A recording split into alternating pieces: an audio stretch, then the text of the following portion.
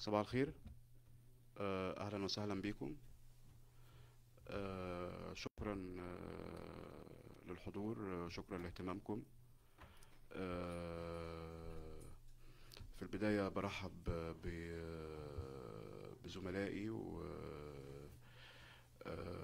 وبشكرهم على المجهود الكبير اللي قاموا بيه في المؤشر والتقرير اللي احنا بصدد عرضه عليكم اليوم. الحقيقة أنا بشكل شخصي فخور بالتقرير، لأن دي أول مرة في المنطقة العربية يكون في مؤشر بيعتمد منهجية صحيحة، يعني أو بنعتقد إن هي صحيحة في متابعة مدى انفتاح الحكومات، ودي موجودة في تونس والأول مرة في المنطقة العربية. الحقيقة إن الطريق للمؤشر ده كان طريق طويل شوية، لأن زي ما انتم عارفين العامين اللي فاتوا ظهور فيروس كورونا، والتقلبات السياسية كمان اللي حدثت في تونس وتأثيرها على الوزارات وتأثيرها على البلديات. ده كمان كله أدى لشوية تأجيل خروج هذا التقرير. ولكن الحمد لله الشباب عندنا كانوا على حجم المسؤولية وقدروا ان هم يتعاملوا مع كل الظروف ديت. كمان أستاذة سيرين الجسمي الباحثة الرئيسية في التقرير، زميلتنا السابقة، بنشكرها لأن هي قامت معنا بمجهود وفير في التقرير دوت، لكن هي للأسف النهاردة مش معانا لالتزامات أخرى. فاحنا بنوجه لها الشكر يعني ونوجه لها التحية، وإن شاء الله إن يكون عندها كمان مشاريع ليها تكون أفضل في المستقبل إن شاء الله. كمان أنا بحب أن أشكر كل السادة المكلفين والمكلفات، أو المكلفات والمكلفين بالنفاذ للمعلومة في كافة الوزارات أو الهيئات اللي احنا اتعاملنا معاهم، لمعاونتهم لينا ومساعدتهم لينا للخروج بالتقرير بهذا المستوى. كمان حقيقة بشكر مؤسسة الصندوق الوطني للديمقراطية النات، لأن هي كانت اللي عرفتنا بتحالف إقليمي لمنطقة البلقان اسمه أكشن سي، ومنظمة بوسنية تحديدا اسمها زاستون. هم دول اللي احنا تعرفنا من خلالهم على مؤشر الانفتاح، تعرفنا من خلالهم على المنهجيات الصحيحة لمراقبة حالة الانفتاح، ومن ثم عملنا على تونسة هذا النموذج والعمل عليه لإصدار هذا التقرير. كمان بحب أشكر اللي ساعدونا. ده التقرير ده بيخرج في إطار مشروع اسمه النفاذ إلى المعلومة مفتاح للديمقراطية. فبحب أشكر جميع الزملاء والخبراء اللي ساعدونا في خلال فترة المشروع. طبعا الأستاذة شيماء أبو هلال على يميني، شكرا يا شيماء على المجهود اللي عملتيه معانا. كمان كان معانا احنا في هذا المشروع في صدد تكوين أول تحالف مجتمع مدني محلي فيما يخص حق النفاذ للمعلومة. ابتدينا ب 12 جمعية يمثلون 12 ولاية. قمنا معاهم بمجموعة من التدريبات. كان معانا الأستاذ أشرف عوادي، الأستاذ مهاب الجروي، الأستاذ وليد المجري، الأستاذة شيماء. فأنا بشكر كل الناس اللي ساعدونا خلال الفترة اللي فاتت في هذا المشروع. إن شاء الله التقرير ده هيكون تقرير دوري، هيكون كل 6 أشهر. اشتغلنا المرة دي على 35 بلدية، اشتغلنا على مستويين: المستوى المركزي واللامركزي. المركزي احنا اشتغلنا على رئاسة الحكومة، رئاسة الجمهورية، البرلمان المنحل، و الوزارات والهيئات المستقلة. على المستوى اللامركزي اشتغلنا على 35 بلدية. 35 بلدية يمثلوا نسبة 10% من 350 بلدية تونسية، وبالتالي يكون عندنا الكمية العينة الرسمية يعني. وكمان ان احنا اختيار البلديات دي كان على اسس ان شاء الله زملائي هيشرحوها. فانا بشكركم جميعا وبشكر زملائي جميعا. مش هتوغل في التقرير اكتر من كده علشان زملائي هم اصحاب الحق في دوت. و يعني حاسب لهم بقى احنا المفروض حاسب لهم الكلمة دلوقتي، وبعد كده هيكون معانا الأستاذة شيماء هتدينا تعليق على التقرير وأهمية التقرير ده ايه. شكرا ليكم. احنا بعد كده هنكون معاكم بقى لأي أسئلة وأي إجابات. شكرا.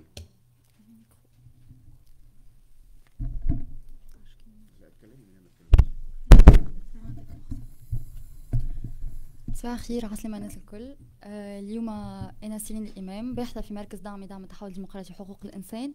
اليوم باش نحكيو على تقرير النفاذ إلى المعلومة مفتاح إلى الديمقراطية، مؤشر الانفتاح تونس، كثير من الشفافية، قليل من النزاهة والوعي. يأتي هذا التقرير في إطار تشخيص كمي وكيفي لحالة تطبيق الحوكمة المفتوحة للإدارة التونسية عامة، ومؤشر لحالة الانفتاح، وذلك من خلال تطبيق واحد من أهم خصائصها، واللي هو الحق في النفاذ للمعلومة، خاصة في 2021 من قبل الإدارات المركزية واللامركزية. وقد قام العمل على هذا التقرير في إطار تكريس الشفافية وضمان حق الأشخاص الطبيعيين والمعنويين في النفاذ إلى المعلومة، باعتبارها حق دستوري تم التنصيص عليه في الفصل 32 من دستور الجمهورية التونسية المخرخ في 26 جانفي 2014. تم إقرار حق النفاذ إلى المعلومة بمقتضى قانون أساسي عدد 22 سنة 2016 المؤرخ في 24 مارس 2016 يتعلق بالحق في النفاذ إلى المعلومة. دونك شملت التقرير متاعنا إدارات مركزية وإدارات لا مركزية. في الإدارات المركزية تم العمل على 5 هيئات، 24 وزارة، رئاسة الجمهورية ورئاسة الحكومة ومجلس نواب الشعب المنحل. بالنسبة للإدارات اللامركزية قمنا برصد 35 بلدية، أي 10% من جملة بلديات تونس اللي هم 350 بلدية، ويتوزعون بين الولايات ال24 بالجمهورية التونسية. تم اختيارهم حسب 3 معايير، اللي هو التهميش، التوزع السكاني، والميزانية التشاركية.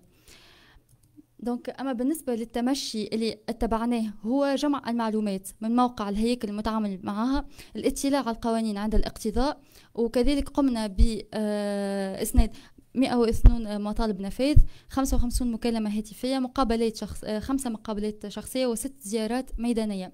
فيما يتعلق بجمع المعلومات تم تقسيم العمل على 4 مؤشرات اللي هي الشفافية، النفاذ، النزاهة والوعي.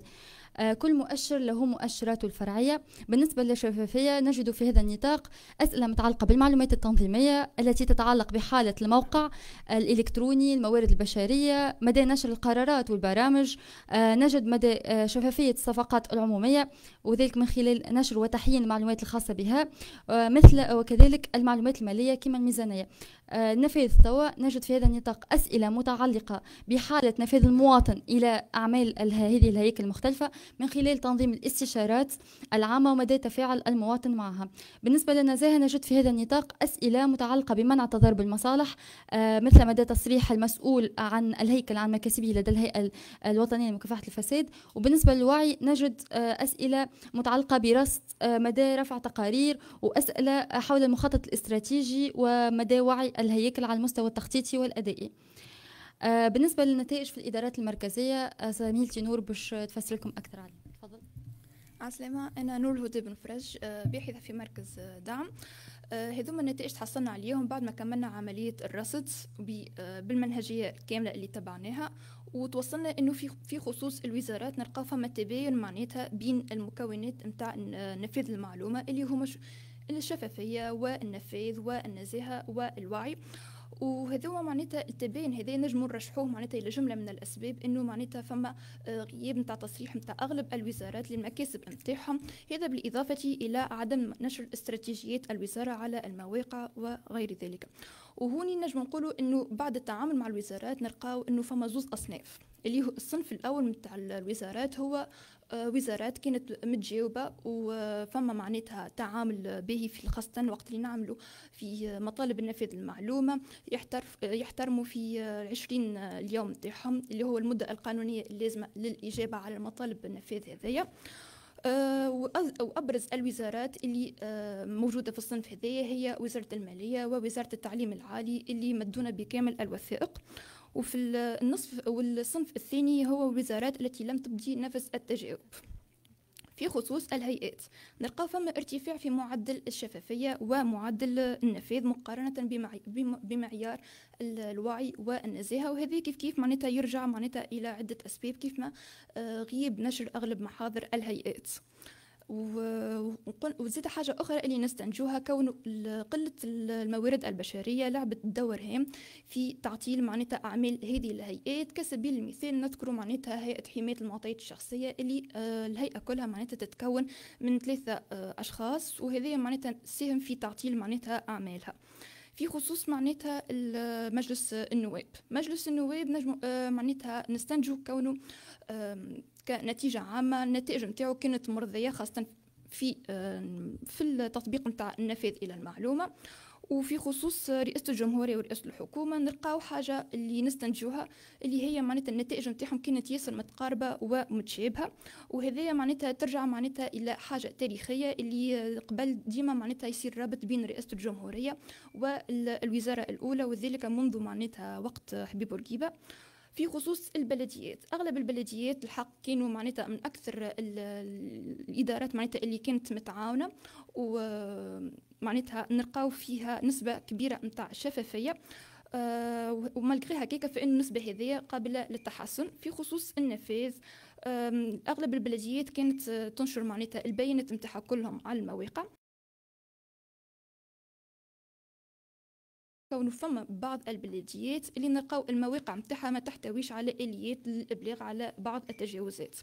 في خصوص الوعي متاع البلديات كنتيجة كاملة لقيناها ولات نسبة مخيبة، وهذا معناتها يرجع إلى ارتفاع التهميش في بعض المناطق، وهوني كتهميش نقصد به معناتها مناطق يغيب فيها معناتها المرافق الأساسية للعيش، كيف ما معناتها المياه الكهرباء، ارتفاع نسبة التلوث اللي هذا كان عنده امباكت على الريزولتا.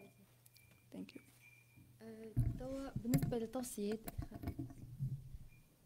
بالنسبة للتوصيات هنا قام مركز دعم بإبراز التوصيات الهامة اللي تنجم الهياكل هذه يتحسن بها المردود متاعها على مستوى النفاذ إلى المعلومة. مثلا دعم هيئة النفاذ إلى المعلومة على المستويين المالي والبشري حتى تتمكن من القيام بالمهام الموكولة إليها بكل نجاعة، وذلك على خاطر نعرفوا الهيئات في تونس ينقصها برشا موارد مالية وبشرية. زيد رفع فرص زيادة شعبية حق نفاذ المعلومة من خلال التركيز على الجانب المحلي والقطاعي للمعلومة، وممارسة هذا الحق على المستوى المحلي استنادا على مسار اللامركزية الذي حدده الدستور التونسي. دعم اللامركزية في تونس بالترفيع في ميزانيات البلديات وإمدادها بالكوادر البشرية واللوجستية المدربة والتوسيع في صلاحياتها، وذلك لأنه نعرفوا الإدارات اللامركزية اللي هم البلديات قاعدين يقوموا بعمل يعني معناتها امبرسيونون بارابور للهياكل المركزية حسب يعني الرصد متاعنا. تعزيز التعريف بالقانون الحق في نفاذ المعلومة وآلياته وآجاله لدى الوزارات. العمل على تشريك المجتمع المدني في إرساء المبادئ الحقوقية المجتمعية سياسيا اقتصاديا وثقافيا. إرجاع وزارة الجماعات المحلية وإبعادها عن هيمنة وزارة الداخلية لتشجيع اللامركزية. مراجعة وتقييم الإطار القانوني الخاص بالحق في النفاذ إلى المعلومة والعمل على تنقيح القوانين ذات الأثر السلبي على هذا الحق. عندي حاجة أخرى كانت تسمحوا لي باش نزيدها، إنه جست حابين نوريو اللي راهو لي ريزولتا هذوما اللي تحصلنا عليهم ماهمش في إطار معناتها اون سانكسيون للإدارات هذوما، هو جست معناتها نتائج توصلنا ليهم بعد ما قمنا بعملية رصد مدى تطبيق قانون النفاذ المعلومة في الإدارات المركزية واللامركزية، والنتائج هذه المتحصل عليها راهي ديما قابلة معناتها للتغيير، وتجم تزيد كيف ما تجم تنقص. وفي معناتها احنا اللي باش يصير معناتها تحيين للنتائج هذوما ان شاء الله كل 6 أشهر، وكل على الاساس هذاك كل مره معناتها نعملوا تحيين ونبدلوا في النتائج على حسب معناتها التفاعل مع المعطيات الجديده. شكرا على المتابعه. ميرسي بوكو. شكرا زميلاتي باحثات المركز، شكرا على العرض الشيق وشكرا على العمل المجهود الشاق اللي انتم بذلتوه في هذا التقرير. من نهاية الكلام هاخد منهم ان اول حاجة لازم نوضحها بشكل واضح ان التقرير هذه ليس أداة للمحاسبة، هو أداة لمحاولة فرض مراجعة ديمقراطية جادة، وليس أداة للمحاسبة. ممكن يكون الطريق ده طريق أو تمهيد لأداة برضو لمحاسبة ديمقراطية جادة، لكن هو ليس آلات محاسبة. دي نمرة واحد. نمرة اتنين، إن النتائج بتاعت هذا التقرير ستكون متغيرة كل 6 أشهر. يعني النتائج اللي انتوا هتشوفوها في التقرير دي هي ليست نتائج نهائية. نمرة 3، بعد المؤتمر الصحفي على طول إن شاء الله عندنا اجتماع مع ومناقشة على التقرير مع الإخوة والأخوات المكلفين والمكلفات بالنفاذ للمعلومة. هنتناقش معاهم على المنهجية اللي استخدمناها، هناخد منهم ردود الأفعال بتاعتهم، وبالتالي نقدر نمشي في إطار تطوير المنهجية دي أكتر بما يتناسب مع الحالة التونسية. دي 3 حاجات حبيت أوضحها قبل ما أترك الكلمة لزميلتي العزيزة شيماء أبو هلال. شكرا شيماء، اتفضل. شكرا محمد، وفخورة جدا أني موجودة معكم اليوم، وبرافو للفريق اللي عمل على هذا التقرير، خاصة سيرين ونور الهدى، يعطيكم الصحة. أعتقد أنه موجود متوفر بالنسبة لكم التقرير، ولو تاخذوا وقت تقرأوه فيه الكثير من الجدية ومعلومات مهمة جدا. مش نطول بعض النقاط حول هذا التقرير وأهميته ممكن السياسية. يظل مهم جدا أنه بعد 8 سنوات من الدستور أن نقعد نحكيه على حقوق أساسية موجودة فيه، من الحق من نفاذ المعلومة اللي هو واحد من الحقوق اللي اتطور بعد الثورة. يعني شفنا مرسوم في عام 2011، ومن بعد شفناه موجود في الدستور، وشفناه يطبق في قانون، ومن بعد شفنا تطبيق هذا القانون. قليلة نوعا ما القوانين اللي شفنا هذا دورة الحياة متاعها هذه بعد الثورة. فمهم جدا أنه ننظروا للتقرير هذا كوسيلة لفهم دورة الحياة هذه، وتتبع مدى تطورها ومدى تملكها من قبل الدولة والمواطنين. أهمية التقرير هذا موجودة في المنهجية أيضا. العديد من الجمعيات في تونس أو منظمات المجتمع المدني عملت على تقييم النفاذ إلى المعلومة في تونس، لكن النفاذ عادة كان يقتصر على جانب واحد اللي هو تطبيق القانون فيما يخص الحصول على المعطيات.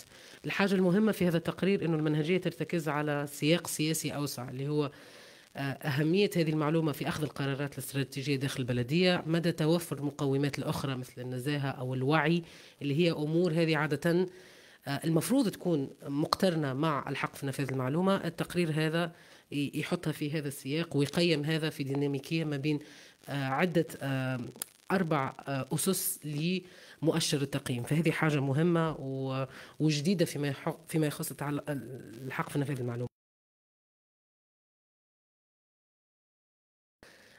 تطبيق هياكل الدولة المختلفة للقوانين. وفي الوضع السياسي اللي احنا موجودين فيه في تونس توا، فما باش حديث على التنظيم السياسي أو طرق الحكم، شو اللي مشاش شو اللي ما مشاش. مهم جدا أنه نرتكز على حاجة موضوعية مثل نفاذ المعلومة. هذا خاصة تشوفوه فيما يخص الهياكل اللامركزية مثلا البلديات، والهياكل الدولة المركزية وخاصة التنفيذية. مهم نطرح هذا السؤال في حيز غير متشنج وفيه الكثير من الموضوعية. يظل هذا التقرير حيز مهم جدا لهذا. تشوفوا في التقرير كما تحدثوا زميلاتي الفرق ما بين أداء البلديات وما بين أداء الوزارات وما بين الهيئات المستقلة والسلطة التشريعية والسلطة التنفيذية بمختلف المكونات متاعها. فالتقرير هذا مش فقط مهم فيما يخص نفاذ المعلومة، لكن نجموا نحملوه معنا إذا احنا نشاركوا في نقاشات حول تصورنا للدولة إذا هو باش يتغير في الأشهر القادمة، وممكن يتم استعماله هذا كأداة للنقاش أيضا، لأنه يرتكز على أدلة يعني علمية، ما هوش فقط انطباعات. هذه معلومات مجموعة من الواقع التونسي. حاجة أخرى مهمة أن المؤشرات هذه تقيس مدى تمسك الهياكل بحق دستوري، وحاجة مهمة أنه سيتم تحيين هذه المؤشرات، لأنه بإمكاننا أنه احنا نقيسوا اللي يتفاعلوا مع المواطنين قداش متملكين أو متشبثين بهذا الحق اللي هو المفتاح لمشاركة المواطنين في الحياة السياسية. وهذا أيضا عنده امتداد سياسي مهم جدا في الوضع الحالي. هو من بعد الثورة فما هبة من المواطنين باش أنهم يشاركوا في الحياة السياسية، والمعلومات هي أول حاجة لازم يرتكزوا عليها. لكن خاصة في الوضع الحالي وين نحكيه على تشريك المواطنين من خلال عدة آليات، مهم نشوف أنه الدولة اللي هي تحب تشارك المواطنين هل هي متمسكة بحقهم في أنهم يكون عندهم ما يكفي من المعلومات باش يشاركوا في هذه القرارات. ومرة أخرى الدولة هي طبعا حاجة يعني كبيرة، و يعني هي وحدة، ولكن هي أيضا المكونات متاعها. مهم أنه نفكروا في المواطنين ومشاركتهم في الحياة السياسية من خلال الهياكل المختلفة. اليوم مثلا في تونس كيف ما عندناش هيكل تشريعي ونعرفوا الأداء متاعه في النفاذ إلى المعلومة، ماذا يعني هذا بالنسبة للمواطنين إذا صلاحيات هذا الهيكل مشات لهياكل أخرى ونشوفوا أدائها في النفاذ إلى المعلومة؟ اليوم هل المواطنين عندهم فرصة أكثر للمشاركة في البلديات إذا البلديات نفاذها أو محافظتها على المعلومة للمواطنين أكثر من السلطة التنفيذية على مستوى مركزي ولا لا؟ إذا باش نختم، هذا التقرير يمس الحق في نفاذ المعلومة، ولكن عنده امتداد سياسي مهم جدا، خاصة في السياق اللي احنا موجودين فيه توا. تطبيقات هذا التقرير ممكن نبنيه عليها عدة أشياء أخرى. ما معنى التنمية في إطار هذا الأداء في الحق في النفاذ للمعلومة؟ ما معنى مشاركة المواطنين؟ ما معنى التغيير السياسي؟ المحطات السياسية القادمة، هل ممكن احنا نحافظ على النفاذ إلى المعلومة كحق لازم يستمر يكون موجود سواء في خيارات الدولة أو أي خيارات دستورية قادمة؟ فنقف لهنا إذا، ونشكر مرة أخرى الفريق ومركز دعم على هذا المجهود الرائع جدا، وعلى الفرصة على أن نشارككم في هذا قليل من التحليل. شكرا. شكرا شيماء، الشرف لينا احنا طبعا يعني ان انت دايما معانا في انشطه مركز دعم. بختم ان انا ده بقى زي ما ابتديت ان انا فخور بالتقرير ده. انا بس عايز اقول ان حكايه الشغل على مؤشرات وقياسات دي احنا دايما بنلجأ لمؤسسات دوليه عريقه لناخد منها مثل هذه النسب وناخد منها مثل هذه النتائج. أنا حقيقة فرحان جدا إن الشغل ده معمول بإيد شباب هنا في تونس، معمول على بشكل داخلي إنه يقدر يطلع النسب دي وتكون نسب قايمة على منهجية حقيقية. شكرا لفريق العمل، وإن شاء الله ده يكون أداة مهمة في المستقبل سواء لمتخذي القرار أو للسياسيين أو المسؤولين أو حتى لنشطاء المجتمع المدني والباحثين والأكاديميين. تكون التقرير ده يكون أداة دائما متجددة بتكون بتفيدهم في اتخاذ قرارات مفيدة، ويكون كمان ناجح دايما في أنه قادر يعرض المعلومات المتخصصة بالشأن العام بشكل سهل حتى للمواطن. دلوقتي احنا خلصنا كل ما يعني من ناحيتنا من عرض. احنا تحت امركم فيما يخص تساؤلاتكم، وتحت امركم في الرد عليها. يعني لو حد عنده سؤالات يتفضل، او تعليق، يعني تساؤلات او تعليق.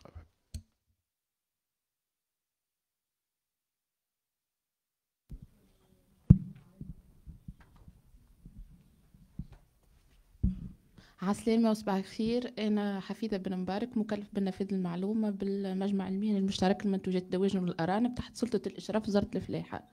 أنا حبيت أولا نشكركم على الفرصة هذه. ثانيا أنا عندي جوست تساؤل أو إشارة بخصوص التوصيات فيما يخص بضرورة مراجعة وتقييم الإطار الخاص بالحق في نفاذ المعلومة. حبيت نشير خاصة للدور المكلف بالنفاذ المعلومة بالهيكل العمومي، معناها اللي تابعين الوزارات والكل. حبيت نشير اللي فما في خلال التقييم يمكن تقولوا مثلا لو فما عدم تجاوب من المكلف لنفاذ المعلومة ولا عدم تجاوب من طرف الهيكل، ولا حبيت نشير اللي راهو نفاذ المعلومة صحيح هو مكسب، معناها حق دستوري ومكسب بعد الثورة معناها سنة 2016، ويخول معناها في إطار دعم الشفافية والولوج نفاذ المعلومة. مي احنا راهو معناها مؤسسة عمومية والكل كما تعرفوا اللي توجه السياسة اللي نقص في الموارد البشرية معناها في الهياكل العمومية والكل. تلقى المكلف بالنفاذ المعلومة هو يبدأ عنده خدمة ديجا. كيف أنا مثلا نخدم في التصرف الموارد البشرية، يجيك عارفك يقول لك راك عندك ملف من نفاذ المعلومة اللي هو ماهوش ملف سهل، في المطالب المقدمة والإعداد التقارير اللي نرفعوها كل 3 أشهر ولا كل عام للتقرير سنوي لهيئة النفاذ المعلومة. دونك لهنا دعوة كان معناها ضرورة مراجعة القانون فيما يخص صلاحيات المكلف بنفاذ المعلومة، على الأقل شوية أفاق مثلا يكون هو مكلف بنفاذ المعلومة عنده صلاحيات اللي ينجم هو معناها يخدم في صالح الحق هذا، ومعناها يكون عنده وقت، خاطر هو يبدا عنده ضغط خدمه وعنده كميله نتاع خدمه، ويجيه يزيد يعطيه يخليه هو مش معناها عدم تجاوب، احنا نخدموا اللي علينا نحاولوا لو ماكسيموم، مي ماذا بينا في معناها القانون هذا تحيين فيما يخص. احنا سمعنا اللي فما مشروع امر خاص صلاحيات المكلف بنفاذ المعلومه في الهياكل العموميه، مي مازال على معناها حبرا على ورق، ماذا بينا كان معناها تتوضح الرؤيه فيما يخص المشروع هذا. وشكرا مرة أخرى.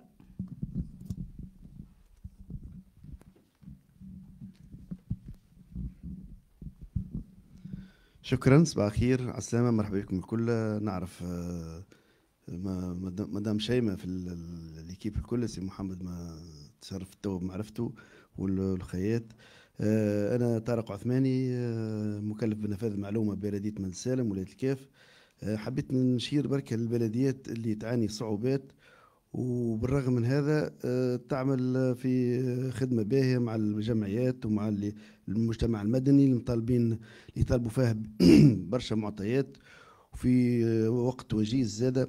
أما المشكل اللي عندنا كما كانت تحكي زميلة، الضغط اللي عندنا تلاقيه خاصة في البلديات، تلاقيه مواطن ولا موظف يخدم في بليزير تاش، يجيك يحب برشا أجوبة لنفاذ المعلومة. احنا اللي مساعدنا، خاصة أنا مساعدني الموقع ويب اللي ننشر فيه تلقائيا كل المعلومات، ومساعدتني هيئة الرقابة برئاسة الحكومة، خاطر عندنا ملف تقييم أداء كل عام تطلب منا أقل حاجة نشر 15 معلومة، هذه اللي هي خاصة بالبلديات، مع نشر المحاضر الجلسات، مع نشر الميزانية، مع نشر الحسابات المالية. أما حبيت نطلب، وهي توصية للمركز دعم التحول الديمقراطي وحقوق الإنسان، ثماش إمكانية في مساعدة البلديات الصغيرة هذه، خاصة في مواقع الويب متاعها، مواقع الويب اللي ننشروا فيها تلقائيا، خاصة موقع ويب بلدية منزل سالم خدمته في 2017. براتيكومون هو ديناميك، أما براتيكومون مازال ما تطورش، ما عندناش امكانيات باش ننتدبوا ديفلوبور ولا انفورماتيسيان باش ينجم يطوروا الموقع ويب هذه. وشكرا، بارك الله فيكم. بارك الله فيك، يعطيك الصحة.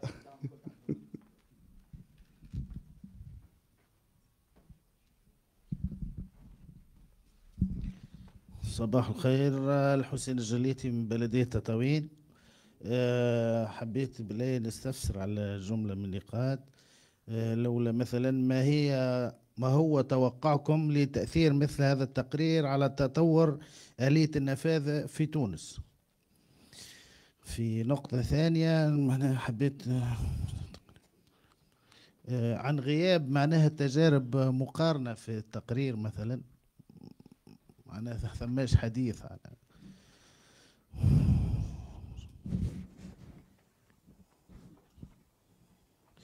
حبيت نتساءل على أوجه مساهمة هذه الآلية، هذا التقرير، في الحد من مؤشرات التهميش اللي ذكرتوها في بعض المناطق معناها، وهل توجد نتائج ملموسة معناها لها التأثير؟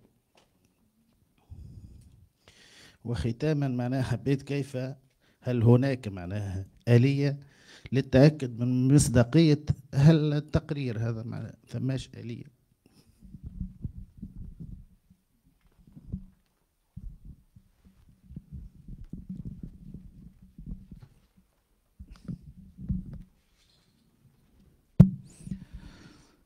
صباح الخير الناس الكل، شكرا على إتاحة الفرصة. الأستاذ الهادي الشهم، ناشط حقوقي وفي المجتمع المدني. بخصوص النفاذ إلى المعلومة، هذا حق يكفله القانون، وهذه مكسب، وهذا مكسب كبير معناها لتونس ونفتخر به. لكن الحقيقة نلاحظ في ملاحظة بسيطة نوعا ما هذا الحق نجد في تفعيله تعسف في استعماله من طرف طالبي النفاذ إلى المعلومة، مما يؤثر على أو نوع من الارتباك لدى الإدارة. فالبحث هنا عن صيغ ممكن تكون مختصرة أكثر في بعض الحالات، لأن نجد أن كمية معينة من الأسئلة متجهة نحو سؤال واحد، وهنا معناها ترتب عدة جوانب مثل ما تفضلوا ما قيل قبل، أن هناك معناها نوع من النقص في الإدارة من حيث البيرسونال ومن حيث معناها التجهيزات وإلى آخره. وشكرا. شباب لحظة برك ثواني. ثم سؤال من الشباب اللي تابعوا فينا على البث المباشر نتاع الصفحة في علاقة بالناس اللي ماهيش حاضرة وتحب تطلع على التقرير. نحب نقول راهو التقرير متاح على موقع مرصد الدعم، تلقوا الرابط في الكتاب نفسه، والا موجود على السوشيال ميديا، فالموجود في نسخة إلكترونية التقرير على الويب. شكرا. صباح الخير. أيمن جليلي، إذاعة السيدة FM، معهد العربي لحقوق الإنسان. أهلا وسهلا بكم. شكرا جزيلا لكم على هذا التقرير. أكيد جدا باش نقراه بكل تمعن بالنسبة لهذا التقرير، خاصة أنه أريد أن نسطر حاجة مهمة جدا يمكن تكون موجودة في التقرير، نجم نكون ما اطلعتش عليها، هو نشر هذه الثقافة. سأنطلق من آخر كلمة. هناك تعسف أكيد جدا في استعمال هذا الحق، ونحن نسطر يعني سطرين أنه هذا حق وحق لكل مواطن تونسي، لكن نحن في السنوات الأخيرة وفي ظل هذه الظروف السياسية الغير مريحة حقيقة، وفي ظل هذا الانتقال الديمقراطي أو هذا الانتقال السياسي الغير كما نقولوا احنا الذي قد يكون بدون واجهة وبدون أي طريق واضحة، هل اليوم نحن خدمنا بطريقة جيدة على تثقيف المواطن التونسي من خلال العمل في المدارس، في الجامعات، مع الطلاب، مع بناء جيل جديد غدوة إن شاء الله يفهم هذا الحق ويفهم كيفية ممارسة هذا الحق كذلك؟ شكرا جزيلا.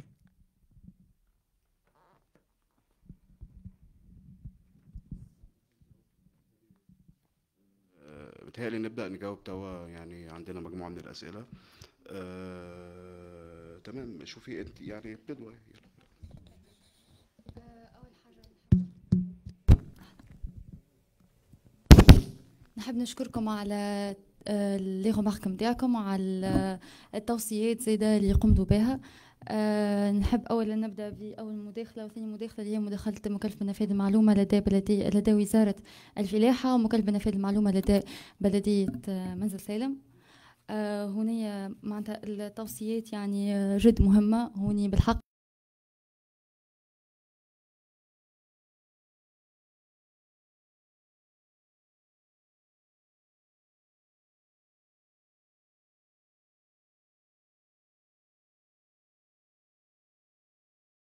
نتعداو إلى مداخلة سيد مكلف بنفاذ المعلومة لدى بلدية تطاوين. أول سؤال هو مدى تأثير هذا التقرير على حق النفاذ المعلومة في تونس؟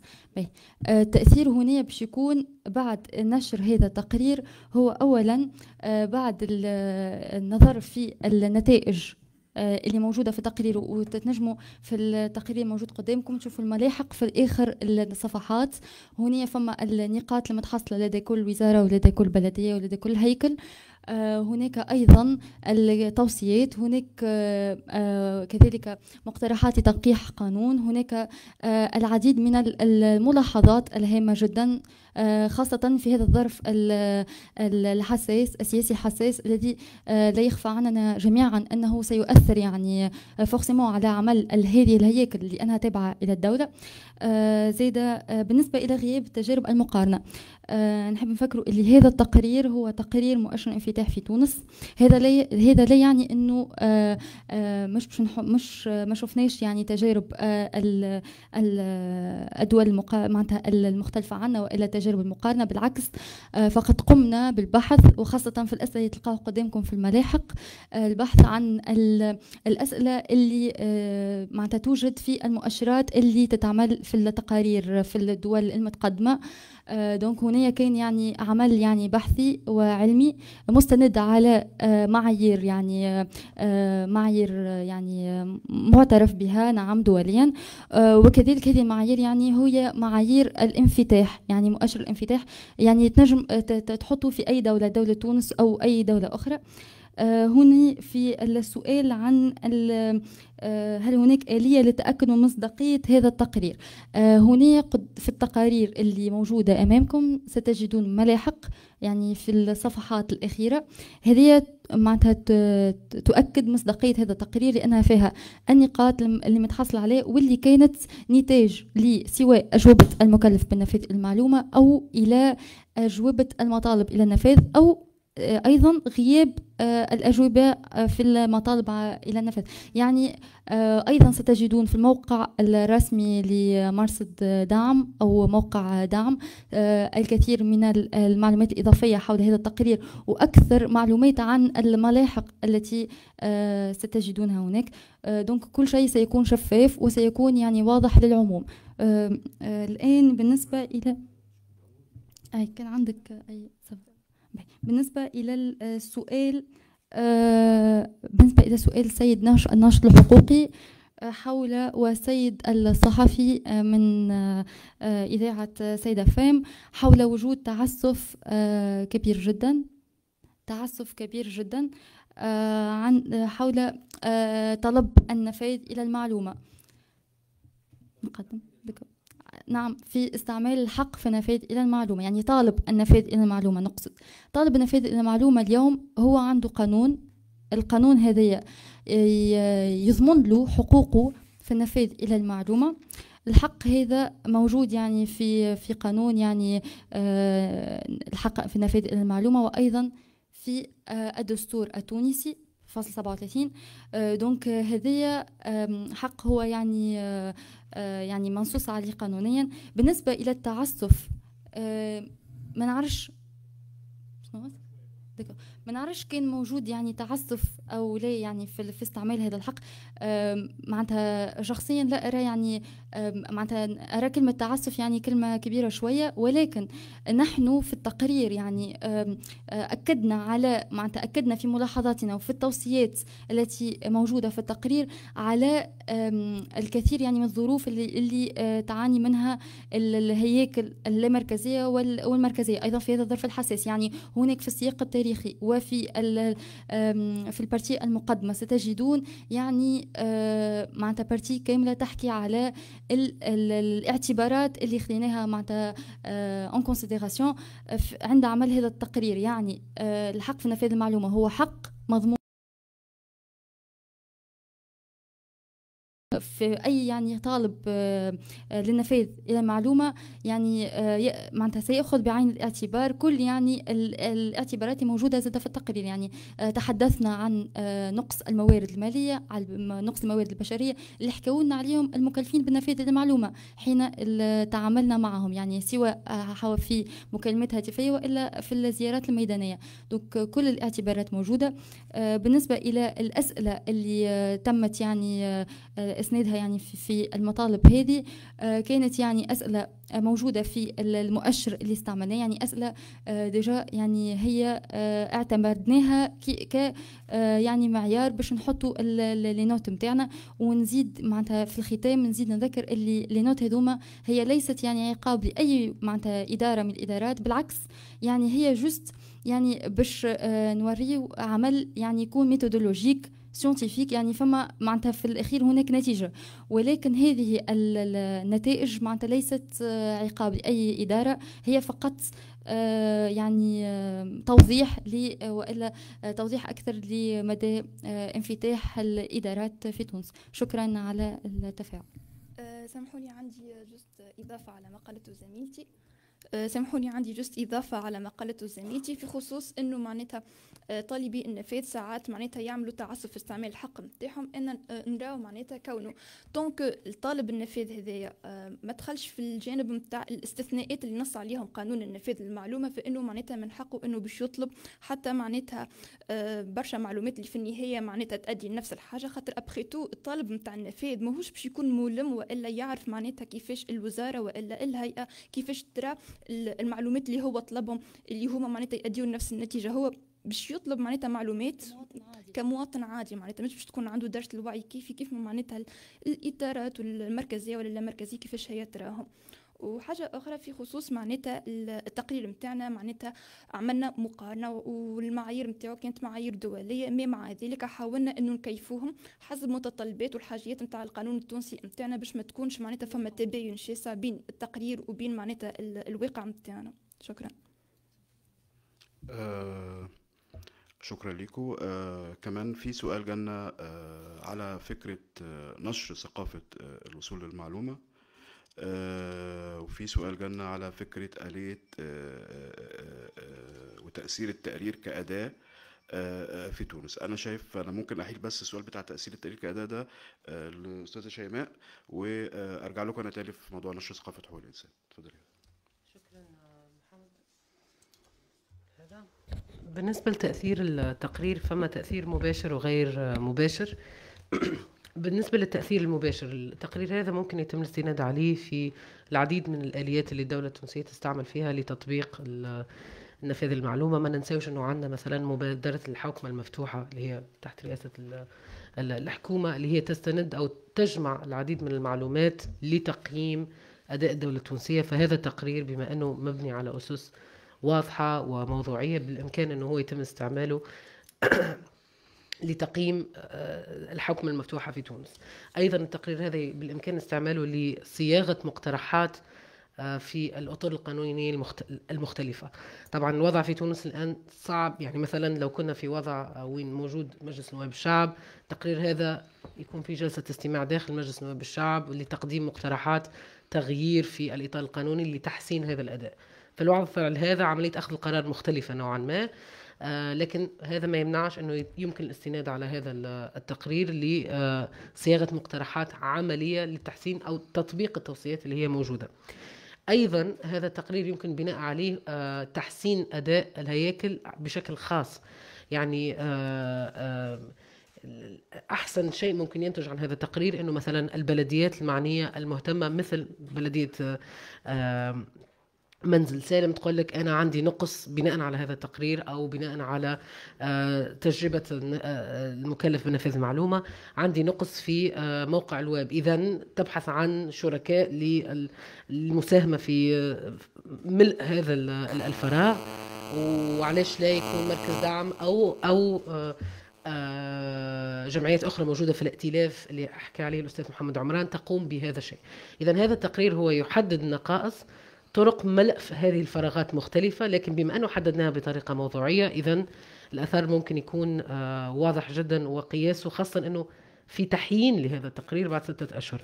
الأثر غير المباشر هو الإبقاء على هذا الحق في النقاش العام، وهذه حاجة مهمة جدا للإبقاء على حياة الحقوق. يعني أن نخليوها شأن متداول وشأن نحكيو فيه. كما قلت أنه 8 سنوات بعد الدستور، رغم كل اللي قاعد يمر به الدستور أيضا من نقاش ومن نقد لاذع، ويعني هذا إذا نحب نكون لطيفة في توصيفي اللي قاعد يصير للدستور. رغم هذا قاعدين نحكيه على حقوق موجودة فيه يتم تطبيقها في الإدارات وفي الهياكل الدولة. فهذا الأثر غير مباشر لتقرير مثل هذا. تفضل محمد. شكرا يا شيماء، شكرا جزيلا. بالنسبة لي يعني أنا قبل بس ما أتكلم على موضوع نشر ثقافة النفاذ للمعلومة، وهو طبعا ما ياخدنا لنشر ثقافة حقوق الإنسان عموما، لكن كمان حبيت أتكلم في ما طلبه أستاذنا العزيز في فكرة المساهمة معاهم في مواقع الويب. احنا إن شاء الله نقدر نتكلم مع ده حتى في المائدة المستديرة، وده بياخدنا لحاجة أكبر في مشكلة قانون نفاذ المعلومة في تونس. قانون نفاذ المعلومة في تونس هو قانون من القوانين الممتازة على المستوى العالمي حقيقة. يعني قانون المستوى فيه عالي جدا في الصياغة وفي ضمان النفاذ، نقائص صغيرة جدا الموجودة في القانون. لكن في مشكلة هي تطبيق القانون. احنا في مشكلتين، مشكلة الإمكانيات دي في مشكلة، وفي كمان مشكلة حقيقة كمان لازم نتكلم فيها، هي غياب الإرادة أو الورث الإدارة التونسية لسياسة الانغلاق وعدم فهم سياسة الانفتاح وعدم فهم. يعني مدرسة الإدارة التونسية ما زالت فيها الكوادر اللي بتؤمن بأن المعلومة المفروض تكون ما تخرجش. يعني ده حاجتين على مستوى التطبيق. فكمان ده بيخلينا نقول ان انا مش هعمل، يعني ده للاسف ان ساعات ده الناس تبص طب ما انا اعمل تعديل تشريعي عشان يكون ماشي مع الامكانيات، فاحاول انزل بالتشريع علشان يمشي مع الامكانيات. لا، انا المفروض ارفع الامكانيات علشان يتماشى مع التشريع. هي دي المعادله اللي المفروض الدولة الناجحة تمشي فيها، انها ترفع امكانياتها لما تتماشى مع التشريع، مش تنزل بالتشريع علشان يفقد الحقوق بتاعته علشان احنا امكانياتنا قليلة. فهو ده التمشي اللي المفروض نمشي فيه، ان احنا نكون بنرفع امكانيات الهياكل اللي ليها علاقة بحق النفاذ للمعلومة علشان تكون قادرة تقوم بالدور دوت. فيما يخص الجزء الخاص بنشر ثقافة النفاذ، الحقيقة هو ده كان ما يعني هم المشروع يا أستاذنا، كان أن الجمعيات ومنظمات المجتمع المدني والصحفيين الاستقصائيين وصحفيين البيانات يقومون بكثير من المجهود المتعلق بالنفاذ للمعلومة وطلبات النفاذ للمعلومة وكذا. وبالتالي كنا القيمة المضافة اللي بحثنا عليها هي كيفية تبسيط ثقافة النفاذ للمعلومة وترسيخها في المجتمع عن طريق آليات تقدر تكون قريبة حتى من المواطن العام، مش المهتمين فقط، يعني مش النشطاء، مش الباحثين، مش الأكاديميين. على الأقل يقدر مواطن فقط عنده اهتمامات بالشأن العام إنه لما يطلع على تقرير زي ده يقدر يفهم الأرقام دي جاية منين. حتى شغلنا مع ان شاء الله مع التحالف المحلي هيكون على كده.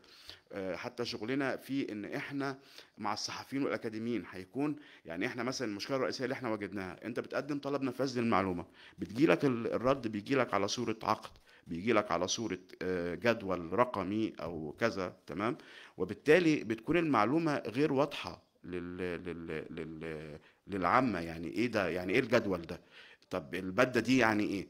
وبالتالي هو ده اللي المركز بيحاول يعمله، ان هو بيحاول يخلي المعلومات دي واضحة بشكل مبسط ولا يفتقد لقيمته الأكاديمية أو العلمية، وبالتالي يقدر يكون بيساهم في انه يرسخ ثقافة النفاذ للمعلومة حتى خارج المهتمين، يعني حتى خارج الباحثين والأكاديميين وصناع القرار وكذا. حتى المواطن العادي يقدر لما يطلع على تقرير زي ده يفهم ايه الأرقام اللي جواه. واحنا شغلنا في بناء قدرات المتداخلين في هذا الأمر، ان احنا بنحاول ان احنا نرفع قدراتهم في مجال بجانب الحقوقي والقانوني، ولكن كمان بنرفع قدراتهم في مجال اللي هو اللي نقول عليه الفيزيبيليتي او الرؤيه، اللي هو ازاي يقدروا ينزلوا بالمعلومه من المصدر بتاعها ان هي تكون بشكل مبسط حتى للعامه.